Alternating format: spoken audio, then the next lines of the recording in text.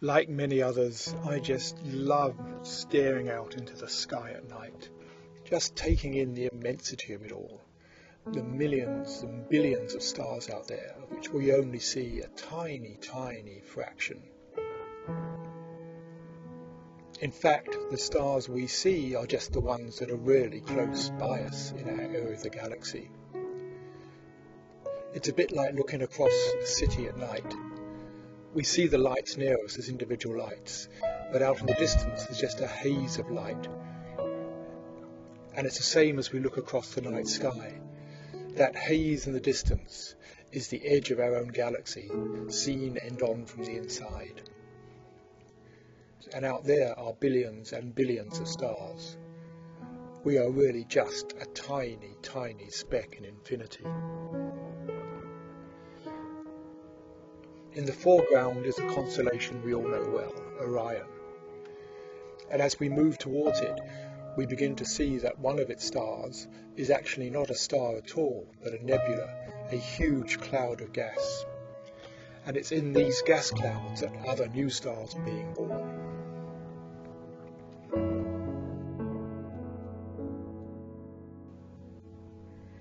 Now as we move out further into our galaxy, stars pass us like snowflakes.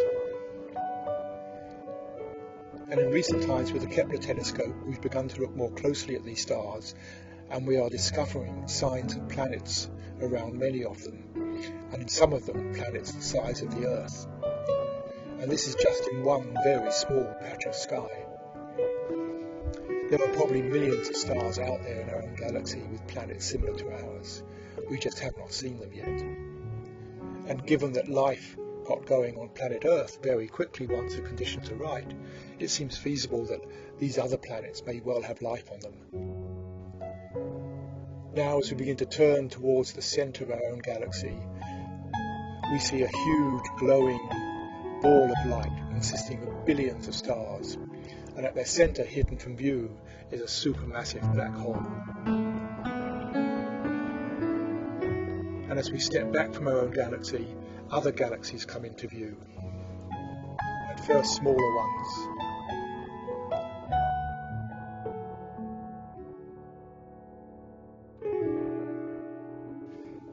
And here's the galaxy Andromeda, a galaxy very similar to ours.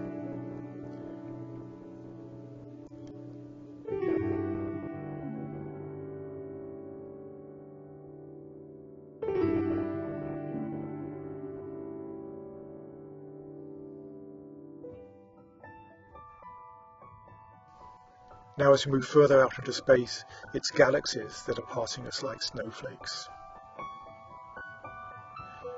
And we begin to notice that galaxies aren't evenly distributed, they're collected together into clusters. And between these clusters are strings of galaxies.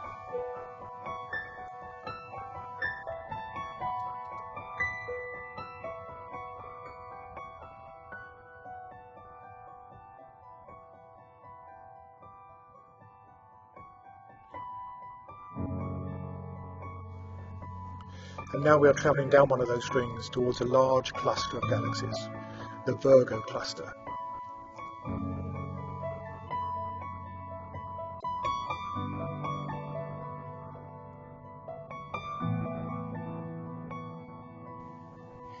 And the Virgo cluster is just one of countless other clusters of galaxies spread across the universe. Every speck of light you see here is either a galaxy or a cluster of galaxies.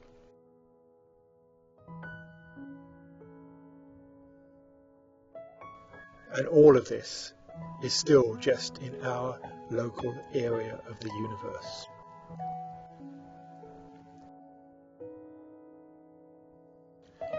We really are just a minute speck in infinity.